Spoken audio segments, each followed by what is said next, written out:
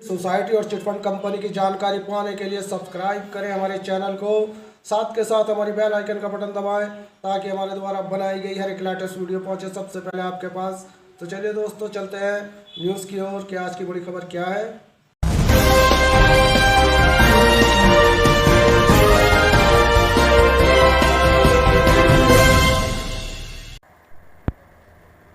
के लिए दर दर की ठोकरें खा रहे हैं तो धरना नहीं करेंगे, उनकी कोई बात नहीं सुना जाएगा, उनकी कोई चर्चा नहीं की जाएगी। वो सरकारों से नहीं तो बात करेंगे तो किससे बात करेंगे, कहां जाएंगे? अपना पैसा भूल जाएं। वो लोग जिन लोगों ने पैसा लगवाया है वो मरते हुए पड़े रहे, लगातार लोग मर रहे हैं। फिर जनता की जवाबदेही तो सरकारों की ही है ना।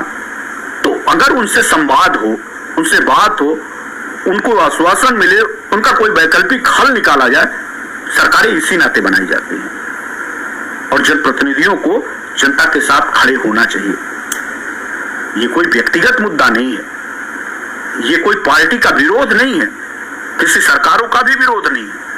सरकारें अगर ऐसे भ्रष्टाचारियों का संरक्षण देंगी तो जनता सवाल पूछेगी। सरकारें अगर ऐसे भ्रष्ट मंत्री, अकर्मण्य मंत्री को पाले रख करके उनको देश के भविष्य के साथ खिलवाड़ करेंगे तो जनता जो पढ़ी लिखी है, जो समाज में पढ़ना चाहती है, आगे कुछ करना चाहती है, वो निकल करके सवाल सरकार से ही करेगी, कोई विपक्ष से करने नहीं जाएगा। अब विपक्ष की यह जिम्मेदारी शुरुआती दौर से ही चाहिए था। आज विपक्ष को मैं देख रहा हूं, इतने दिन से, एक महीने से लगातार बच्चे वहां पे अपना प्रोटेस्ट कर रहे हैं। ठीक है, वो उन्होंने कॉकरोच पार्टी बना ली है, बनाई है उन्होंने, तब जब कोई नहीं बोल रहा था तब बनाई है, और उन्होंने बना लिया है तो कॉकरोच पार्टी बन गई है। इस नाते हम तुम्हारे साथ खड़े नहीं होंगे। और एक महीने से वो बच्चे पूरे देश से आकर के जंतर मंतर पे खड़े थे, और एक व्यक्ति जो देश नहीं दुनिया में चर्चित वैज्ञानिक के रूप में नाम था, सोनम वांगचुक, वो लगातार 22-23 दिनों से धरने पे थे, उनकी जान जाने वाली। तो उनके साथ कई और बच्चियां और बच्चे भूख हड़ताल पे बैठे हैं। तो सरकार को संवेदन दिखाना चाहिए, और सरकार को संवेदन दिखाना चाहिए था, और उनसे वार्ता करने के लिए या तो उनको बुला लेना चाहिए था, या तो स्वयं कोई प्रतिनिधि आकर के उनसे बात करना चाहिए था। ठीक है, आपने बात किया होता, संवाद बनाए होता, तो आज दिल्ली में लाखों की तादाद में खड़े होकर के इस तरह के माहौल क्रिएट ना होते। अब कुछ टीवी चैनल्स ले लीजिए, कुछ सहारा सरकार के प्रोपेगेंडा करने वाले लोगों को ले लीजिए, वो लोग अब देश में एंटी टेररिस्ट का माहौल क्रिएट कर रहे हैं। अरे पूरा देश ही एंटी है क्या? पूरा देश ही एंटी टेररिस्ट है? सारे देश भर के लोग आतंकवादी ही है क्या? आपने बस्ती में एथेनॉल की फैक्ट्री खोल दी, 10-20 हजार लोग, गांव के गांव लोग तबाह होने वाले हैं, आप कोई वार्ता नहीं करोगे, पुलिस की लाठियों के बल पे उस फैक्ट्री को चला दोगे।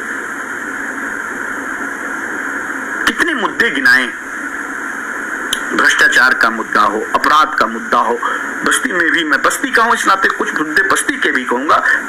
7 साल की एक बिटिया, 13-14 महीने हो गए, उसको न्याय नहीं मिला, उसका कातिल अभी भी घूम रहा। सिद्धनाथ की वो मासूम दलित की बिटिया, उसको नहीं मिल पाया, पुलिस की लाठियां उस पर नहीं चल पाई, उसको खोजा नहीं गया।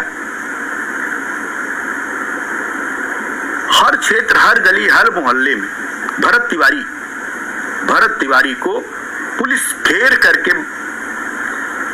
उसको आतंकवादी बना करके मार रही है, मर्डर कर रही है उसका। इसके ऊपर एक भी मुकदमे दर्ज नहीं। बंटी यादव, बिहार के उस लड़के को सिर्फ गुनाह इतना था कि वो वेश्यावृत्ति करने वाले लोग का पर्दाफाश कर रहा था, और उसको उठा कर ले जाते हैं, उसकी हत्या कर देते हैं। बस बिहार की पुलिस उनको खोज नहीं पाती। कहां तक की बात गिनाए, जनता में आक्रोश नहीं बढ़ेगा। ये सब सरकारें जहां है वो भारतीय जनता पार्टी की सरकारें हैं।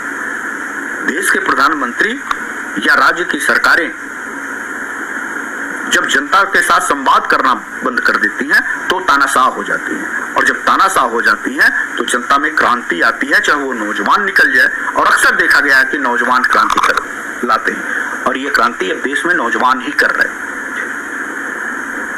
अरे अजीब हालात है न्यायपालिका, विधायिका न्यायिका और कार्यपालिका का हाल तो हम लोग देख रहे हैं। बिना नेम प्लेट लगाए पुलिस मुंह पे कपड़े बांध करके कितनी निर्दयता के साथ लोगों को जैसे दुश्मन को कोई ट्रीट कर रहा हो। अरे भैया, आप उनको तितर बितर कर रहे हैं, उनको हटाने की कोशिश कर रहे हैं, बलपूर्वक इस तरह मारेंगे, इस तरह की उनकी जान चली जाए, उनके हाथ पैर टूट जाए। ये है आपकी पुलिसिया सेवा, ये लोक सेवक है आप। ये ऑर्डर है तो एक साथ जलियांवाला बाग की तरह लगाइए सेना और चारों तरफ से खून दीजिए, देश आपको याद करेगा। कि आधुनिक भारत में जनरल डायर की सबसे बड़ी भूमिका निभाने वाले देश के प्रधानमंत्री नरेंद्र मोदी डायर ने आदेश देकर के देश के नौजवान छात्रों के ऊपर गोलियां चलवा दिया और वो स्मारक जंतर मंतर पे बन जाएगा और याद किए जाएंगे कि हाँ, देश के ये नौजवान सिर्फ अपने पढ़ने के लिए जिद कर रहे थे कि हमारी परीक्षाएं प्रभावित ना की जाए। चलाइए गोली, चलवा दीजिए।